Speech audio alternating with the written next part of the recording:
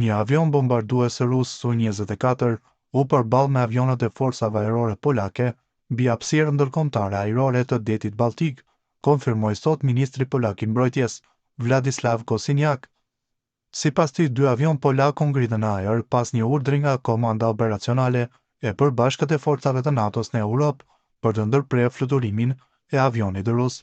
Avioni u kap duke kryer manovra të rrezikshme pranë hapësirës ajrore të NATO-s, duke ngritur shqetësime për qëllimin e vërtetë të fluturimit.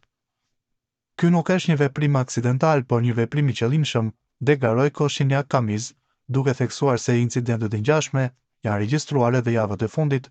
Ky zhvillim vjen në të njëjtën kohë kur një anije ruse e sankcionuar është parë duke kryer lëvizje të dyshimta pranë kabllit energjetik që lidh Poloninë me Suedinë në detin Balltik. NATO po zhvillon stërvitje ushtarake në ishullin strategjik Gotland në përgatitje për çdo kërcënim nga Rusia.